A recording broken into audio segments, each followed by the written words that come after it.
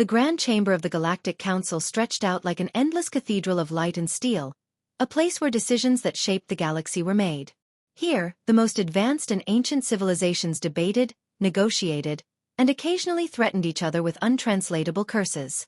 The Council had seen many strange occurrences across millennia, but today, they prepared for something truly unprecedented: the arrival of humanity. Humanity was, for lack of a better term, chaotic.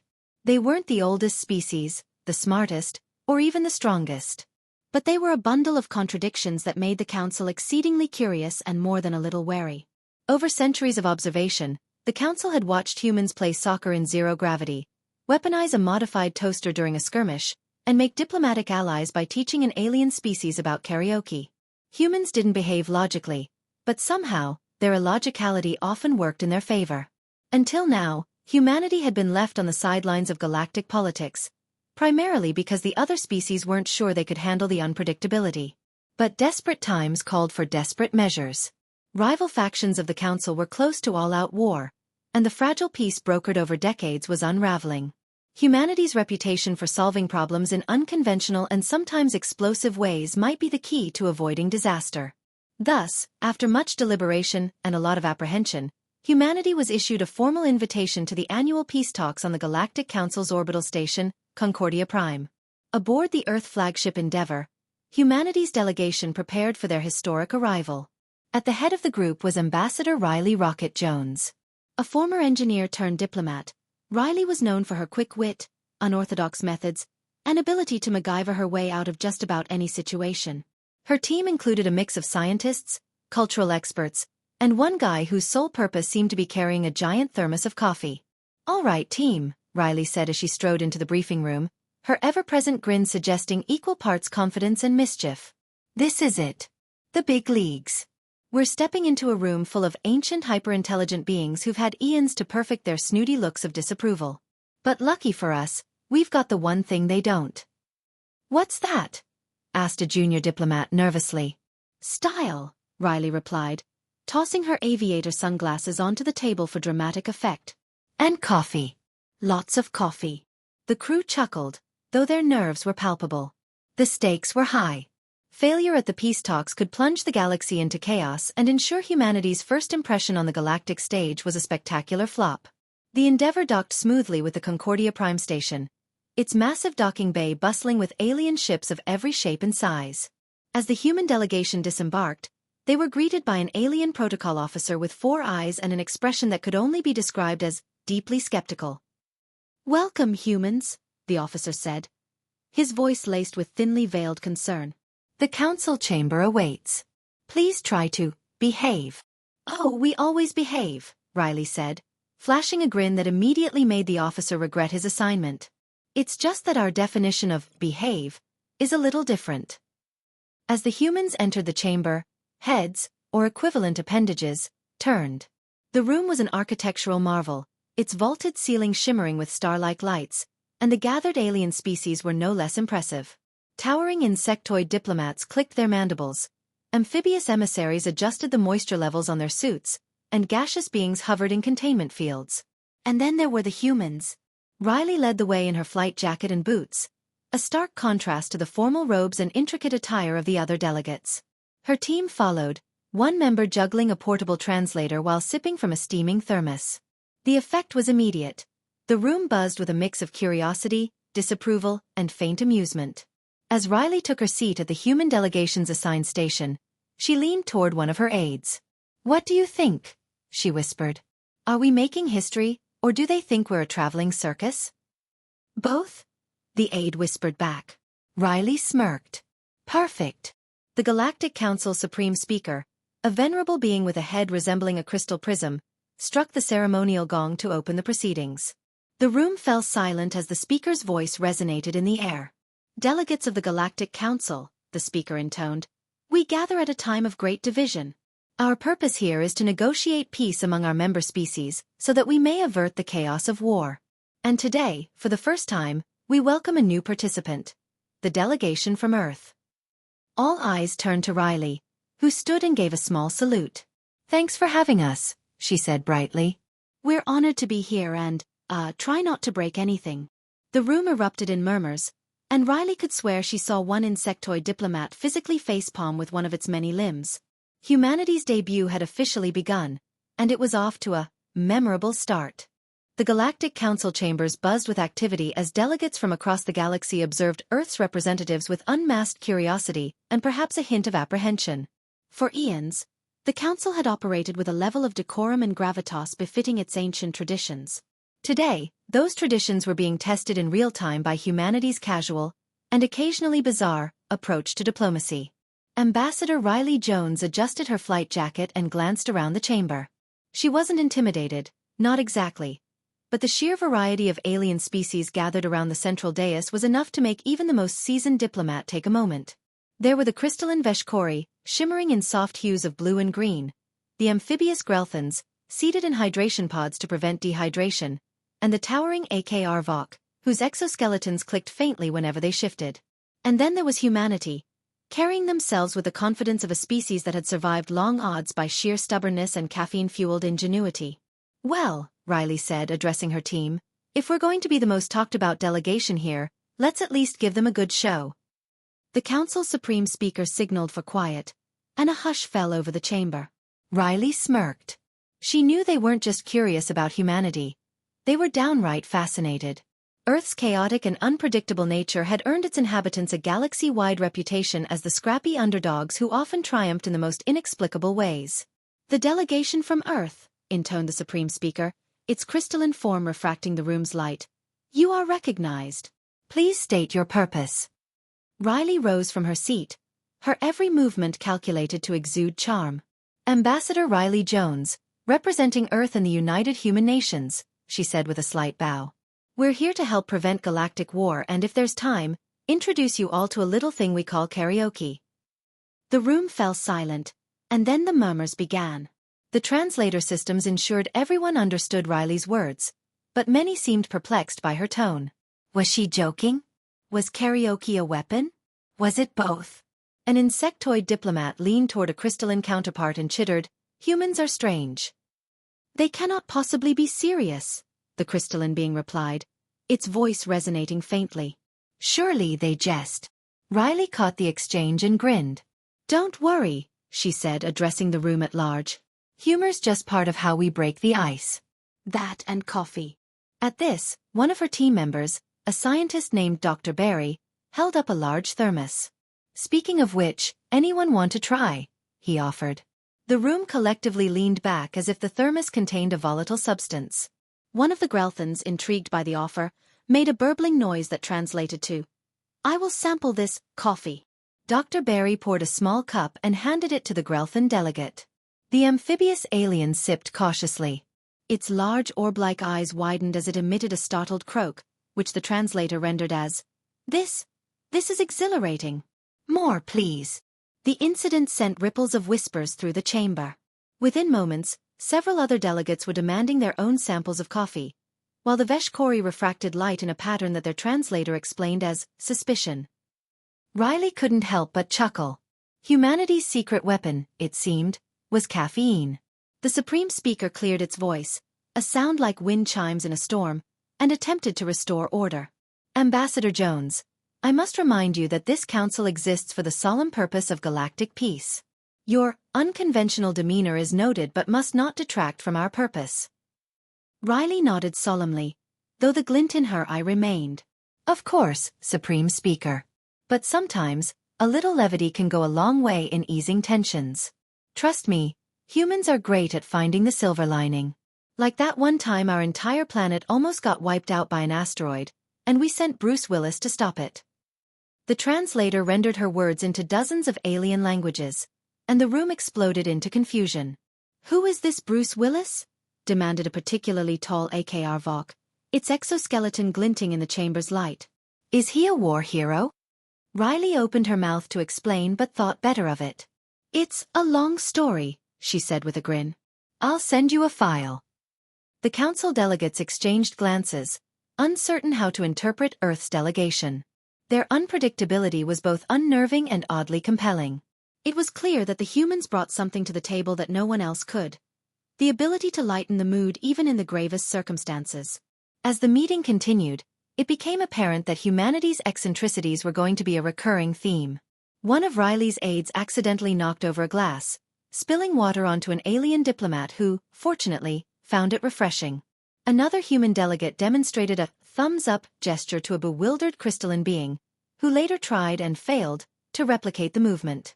Despite or perhaps because of these quirks, the other delegations began to warm up to the humans. They were odd, certainly, but their sincerity and enthusiasm were infectious. For the first time in years, the council chambers were filled with laughter, curiosity, and even a sense of camaraderie.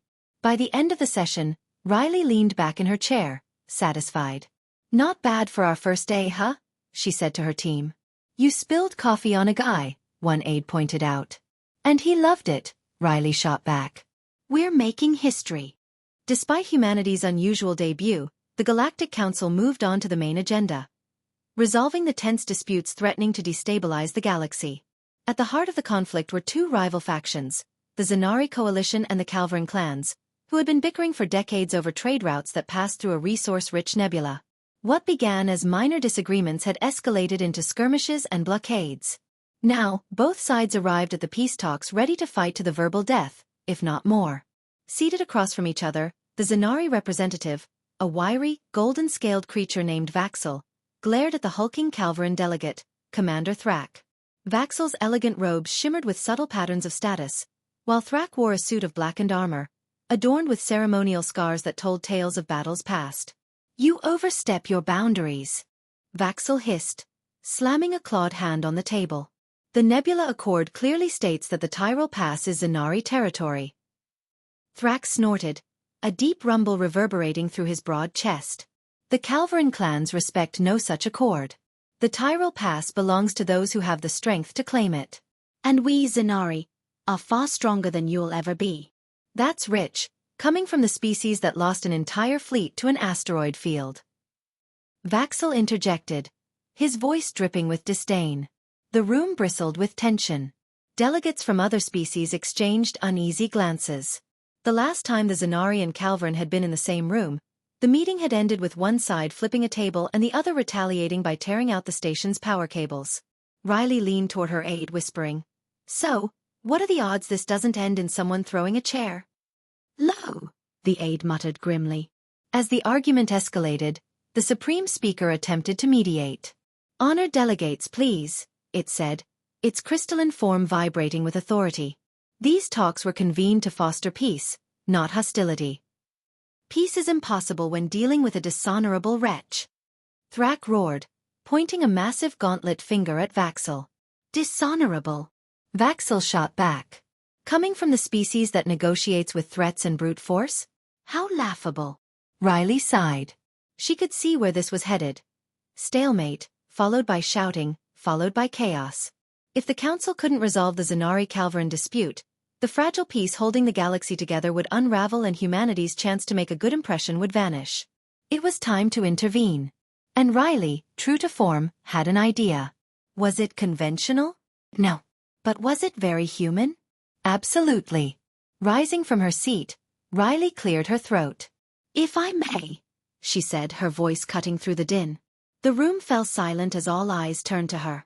The Supreme Speaker tilted its crystalline head in curiosity. "Ambassador Jones, you have the floor." "Thank you, Supreme Speaker." Riley stepped forward, her boots echoing faintly on the chamber floor. "Now, I'm no expert on Zanari or Calvarin traditions, but it seems to me that we're stuck. You two have been arguing about this trade route for years, and clearly, talking it out isn't working." "Your point, human?" Vaxel said impatiently. "My point," Riley continued, "is that sometimes, the best way to solve a problem isn't with endless debates but with a good, old-fashioned game." "A game?" Thrak rumbled, his expression a mix of confusion and disdain. "Yes, a game," Riley said, pulling a small notepad and pen from her jacket pocket. She quickly sketched something on the page and held it up, a crude illustration of a hand making three gestures: rock, paper, and scissors. "Ladies and gentlemen, I present to you, rock, paper, scissors." The room erupted into murmurs. Translators worked overtime to explain the concept to baffled delegates. Riley could hear fragments of their confusion. Why would rock defeat scissors? Scissors should easily shear through rock. And paper? What madness is this? Trust me, it's simpler than it sounds, Riley said. She stepped closer to the table where Vaxel and Thrax sat, glaring at each other. Here's the deal. 1 game, best 2 out of 3. The winner gets the trade route. No bloodshed, no blockades, no endless arguing. Thrax frowned, his brow furrowed in thought. This, rock, paper, scissors. Is it a test of strength? Not exactly, Riley admitted. It's more a test of strategy and luck. Vaxel crossed his arms, his golden scales shimmering. Sounds absurd. Maybe, Riley replied, but it's quick, it's fair, and it beats arguing for another 10 hours. Or throwing chairs. The Supreme Speaker chimed in, its voice carrying a note of curiosity. The proposal is unconventional. But it is neutral. Delegates, do you consent to this method of resolution? Thrax and Vaxel exchanged glances. Finally, Thrax rumbled. Very well. The Calvarin do not shy away from challenges, no matter how strange. Vaxel hesitated but eventually nodded. If this game prevents further delays, I will participate. Great, Riley said, clapping her hands. Let's do this. She quickly explained the rules, demonstrating the gestures for rock, paper, and scissors. The delegates watched with a mix of skepticism and fascination. Once Vaxel and Thrax seemed to grasp the concept, Riley stepped back, acting as referee. All right, first round, she announced.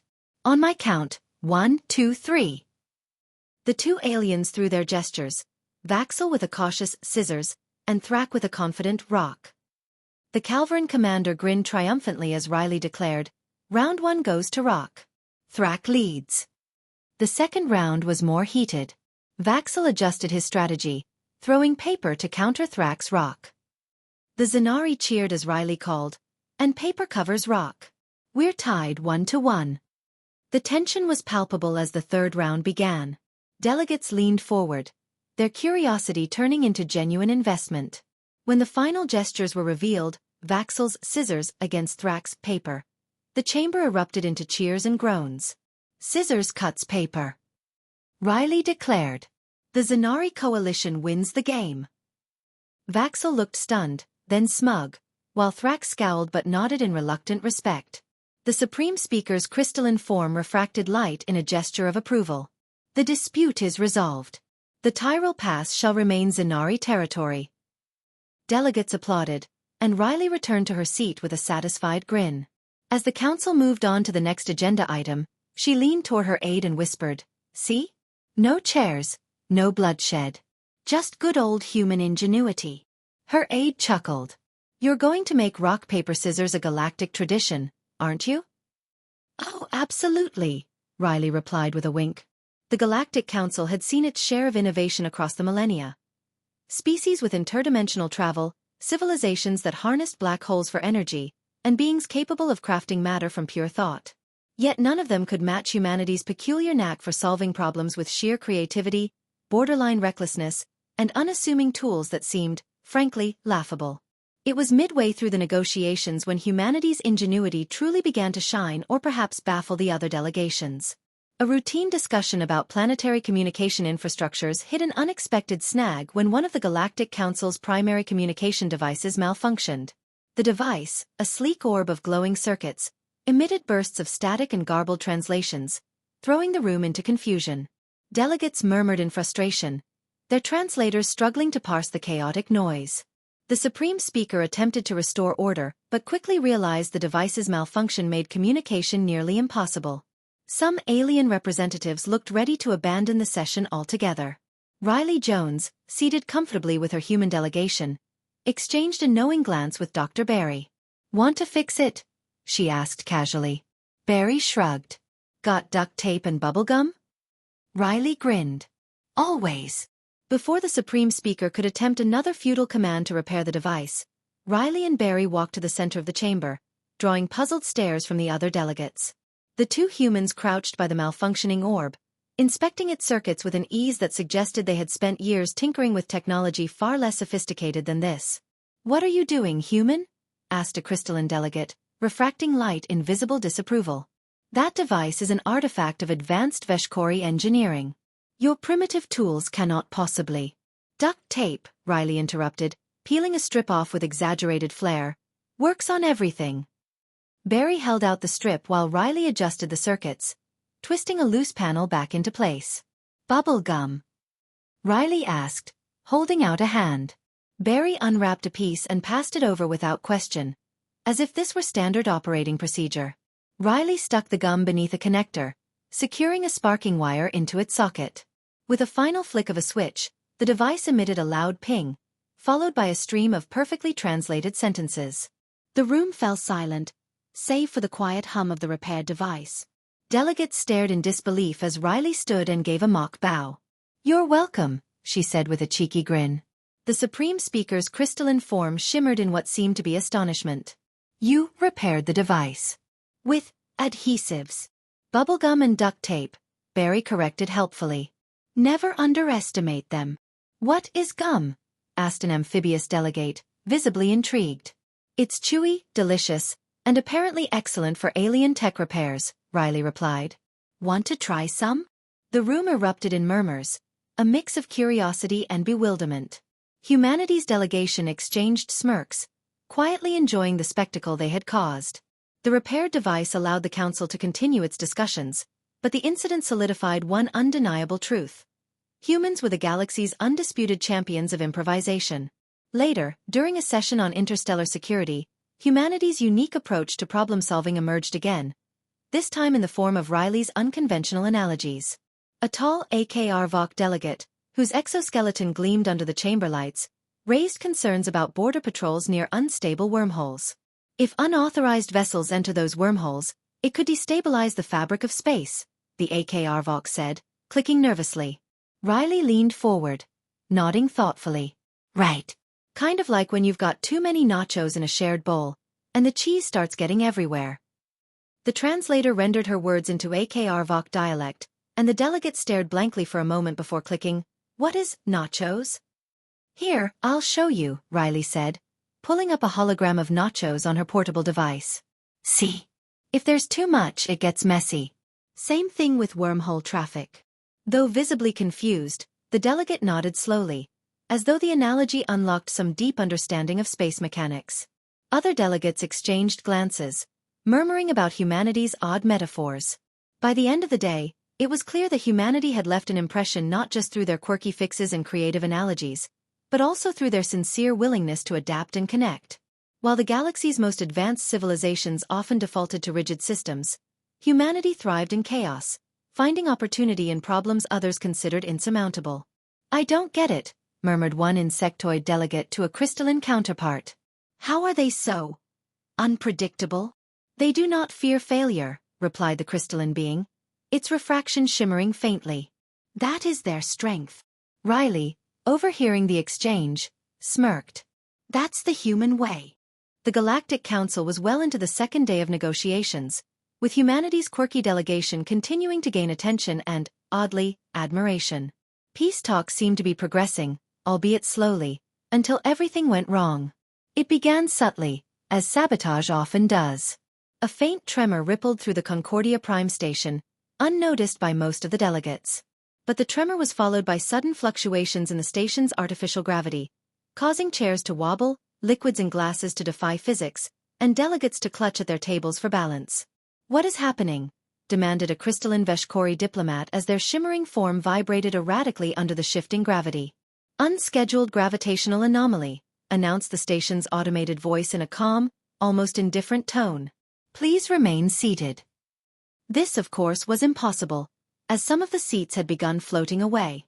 Riley Jones stood from her table, her natural instincts kicking in. "I don't like the sound of that," she muttered to her aide, Dr. Barry. The Supreme Speaker refracted light in what appeared to be frustration. "Delegates, maintain composure. Our systems will L." Before the speaker could finish, the station's lights flickered, plunging the chamber into semi-darkness. The holographic displays sputtered, and a low-pitched rumble echoed through the walls. A moment later, an alarm blared, accompanied by a chilling announcement. "Warning. Unauthorized access detected in the station's core systems. Security breach in progress." Panic erupted. Delegates shouted in their respective languages, with translators struggling to keep up.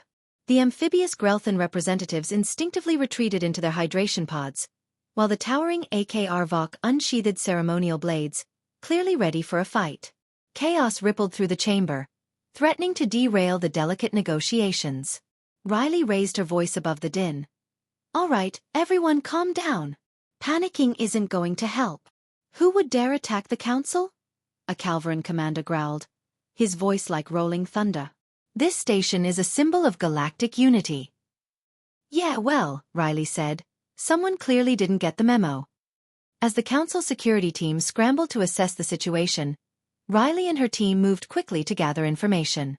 Dr. Barry tapped furiously on his handheld console, analyzing the station's data feeds. Within moments, his expression darkened. "I've got a bad feeling about this," Barry said. "There's a rogue signal in the core systems, bypassing security protocols. Someone's trying to disable the station's life support and power grids." Riley frowned. "That would pretty much ruin everyone's day, wouldn't it?" Barry nodded grimly. "If they succeed, the station will be adrift within the hour." The Supreme Speaker's voice echoed through the chamber. "Delegates, we must evacuate to secure zones immediately." Riley held up a hand. "Hold on, Speaker. If we evacuate, this whole negotiation goes out the airlock. Let us help. We've dealt with worse." "You?" asked a crystalline delegate incredulously. "Your species is new." "New, yes," Riley said, flashing a confident smile. "Helpless? Not even close. Give us access to the station's engineering decks, and we'll track down the problem." The Supreme Speaker hesitated but, faced with limited options, eventually relented. "Very well, Ambassador Jones. Do what you must." Riley and her team moved swiftly to the engineering deck, accompanied by a skeptical Zanari technician and a jittery Grelthan assistant. The corridors were dimly lit, with emergency lighting casting eerie shadows. Dr. Barry continued to analyze the rogue signal, tracing its source. "I've narrowed it down," he said. "The saboteurs are in the central systems hub." "Saboteurs? Plural?" Riley asked. "Based on the complexity of the breach, it's got to be a team," Barry replied. "And they're good." "Well, we're better," Riley said with a smirk. "Let's go." They reached the system's hub, only to find the entrance sealed with a glowing energy barrier. Beyond it, shadowy figures could be seen working frantically at consoles. Riley recognized their insignia immediately. A rogue faction that had long opposed the council's authority. "Looks like they crashed the party," she muttered. "Any ideas, Barry?" "Direct approach?" he suggested half-heartedly. Riley raised an eyebrow. "What are we, Calvaran? No, let's get creative." She pulled a small device from her belt, a compact EMP generator she'd modified herself. This should short out the barrier for a few seconds. Enough time to give them a warm Earth welcome. The plan worked like a charm. The barrier flickered and dropped, and the team stormed into the hub. The saboteurs turned, startled, but Riley had already launched Phase 2 of her impromptu strategy. "Dance off," she shouted, hitting play on her wrist device. Upbeat Earth music, something with an energetic beat, blasted through the hub speakers. Riley's sudden and unorthodox move left everyone, including the saboteurs, completely bewildered. What is this?" one of the saboteurs demanded, clearly thrown off by the absurdity. Riley grinned. "Just a little something to throw you off your game." "Barry, shut them down." As Barry moved to the consoles, Riley and her team distracted the saboteurs with an absurdly enthusiastic impromptu dance routine. The Grelthan assistant proved particularly adept at wiggling to the beat, adding an element of surreal hilarity to the scene. By the time the saboteurs regained their focus, it was too late. Barry had overridden their control, restoring the station systems and locking them out entirely. Security teams arrived moments later to detain the intruders. "Well," Riley said, catching her breath, "another crisis averted. And we didn't even have to throw a single punch. Unless you count these moves." The Grelthan assistant gurgled in delight, clearly proud of their contribution. When Riley and her team returned to the chamber, the delegates were still on edge but visibly relieved to see the humans alive and successful. "The sabotage has been neutralized," Riley announced. "And the station is secure." "You're welcome." The Supreme Speaker regarded her with a shimmering expression of something. Ambassador Jones, it said, your methods are unconventional, yet effective. We are grateful. Riley grinned. Unconventional's kind of our brand. Glad we could help. The Galactic Council chamber had been through chaos, calamity, and caffeine-fueled chaos courtesy of humanity. But at long last, the delegates reached the moment they'd been working toward for days.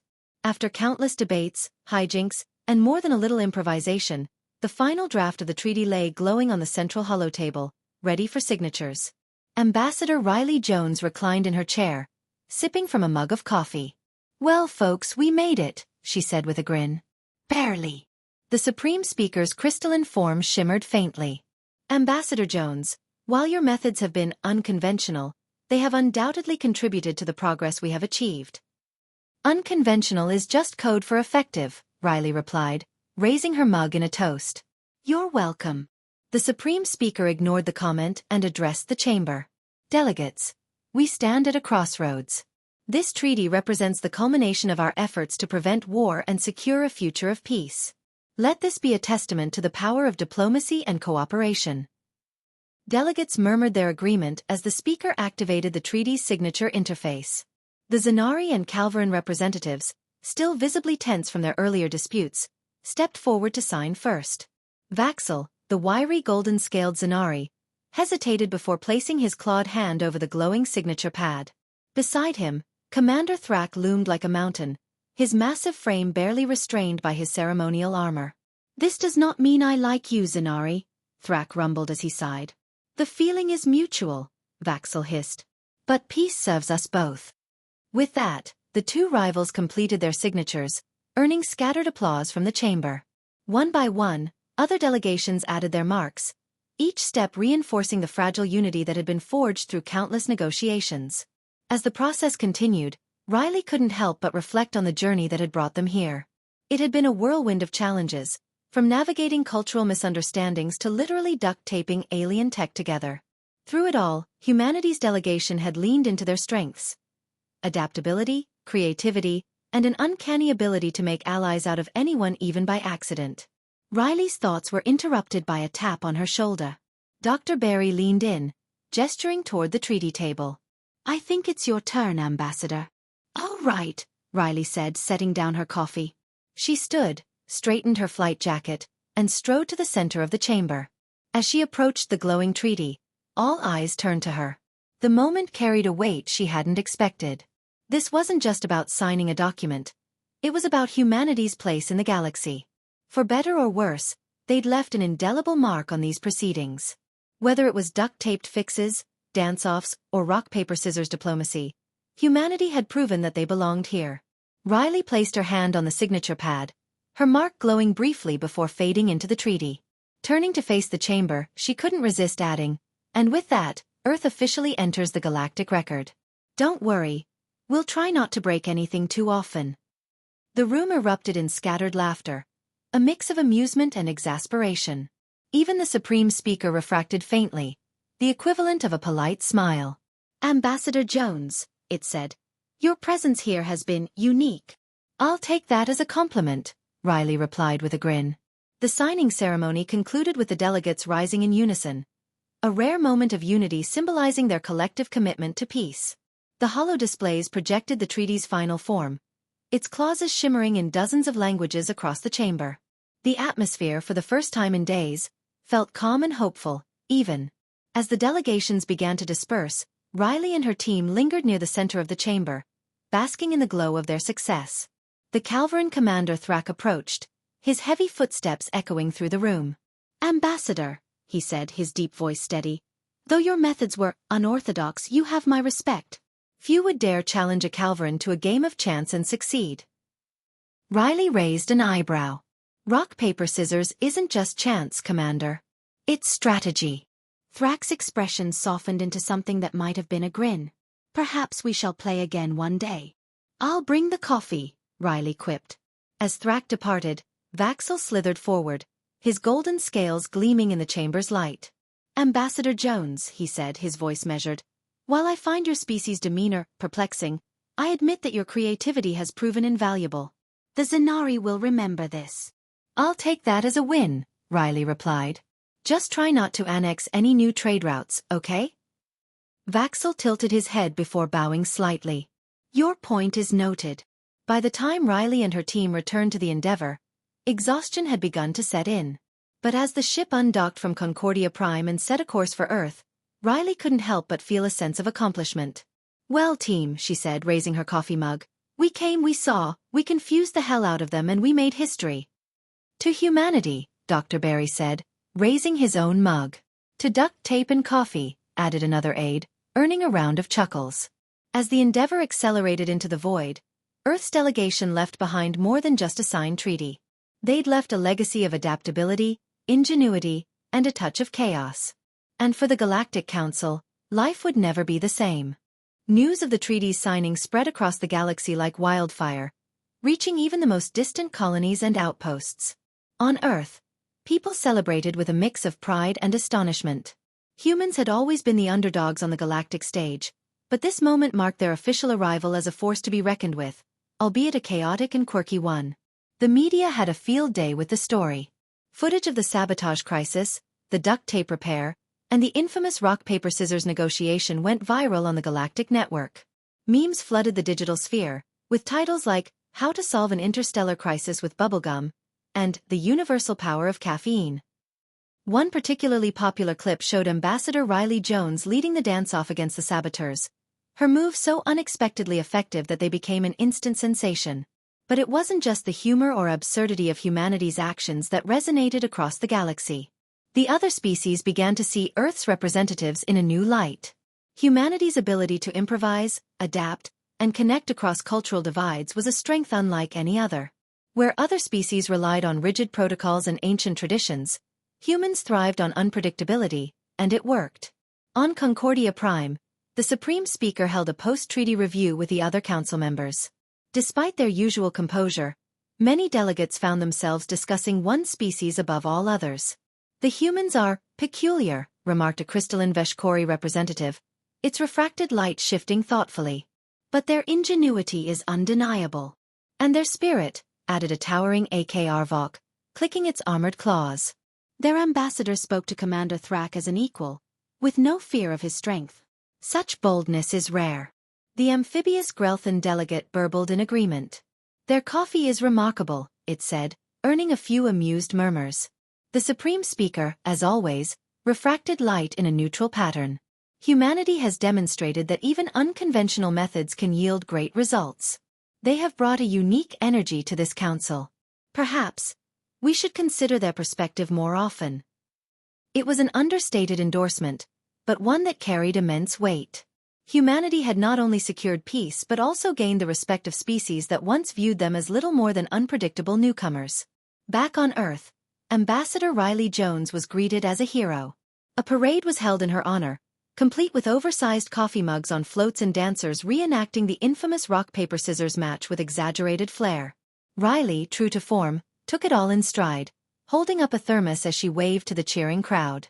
Ambassador, a reporter asked during a press conference, how does it feel to be the face of humanity's entry into galactic politics? Riley grinned. Well, I wouldn't say I'm the face. I think that honor goes to duct tape, coffee, and maybe nachos. But seriously, it feels amazing. We proved that humanity belongs out there not because we're the strongest or the smartest, but because we're resourceful, creative, and a little bit stubborn.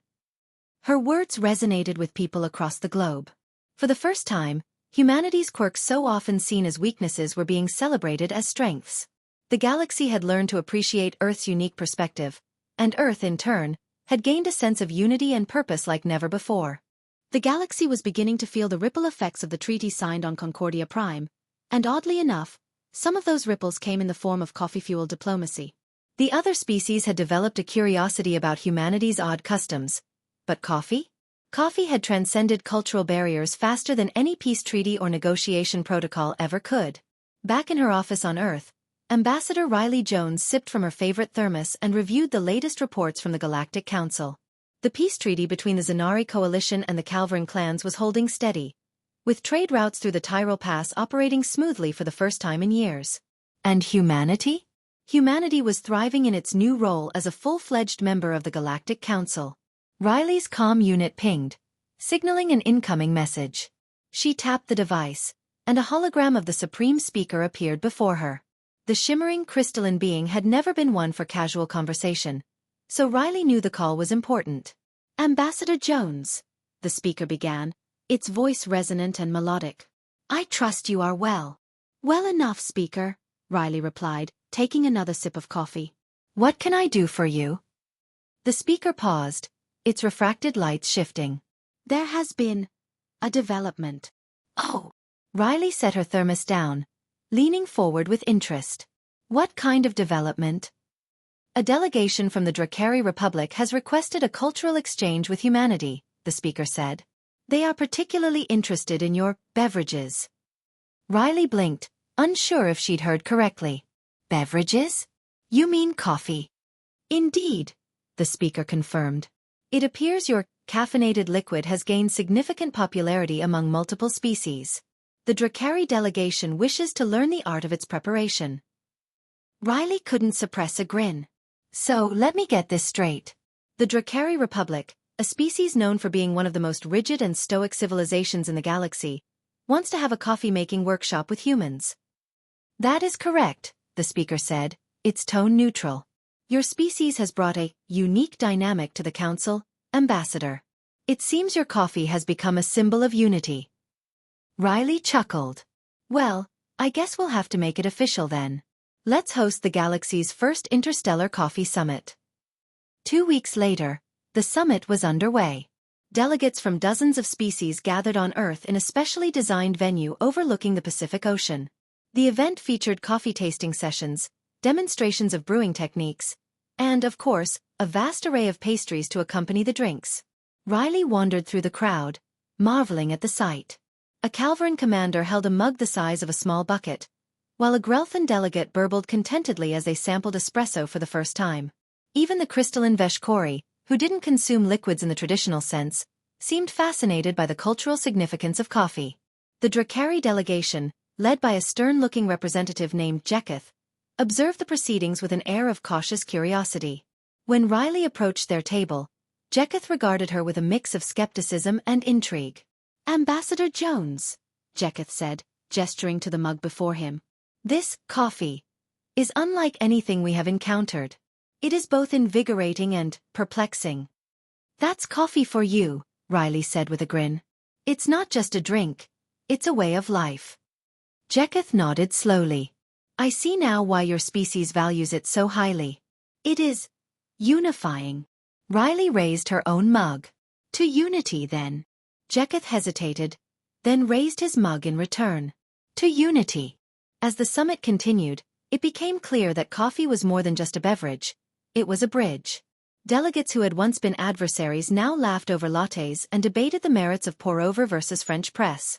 Humanity's knack for bringing people together, even through something as simple as coffee, had left an undeniable mark on the galaxy. By the time the event concluded, the Drakari delegation had not only mastered the art of brewing coffee but had also suggested a follow-up summit dedicated to Earth's other culinary delights. Riley couldn't help but laugh at the absurdity and beauty of it all. Humanity, the scrappy underdogs of the galaxy, had found their place not through might or technological prowess, but through creativity, resilience, and a little bit of caffeine.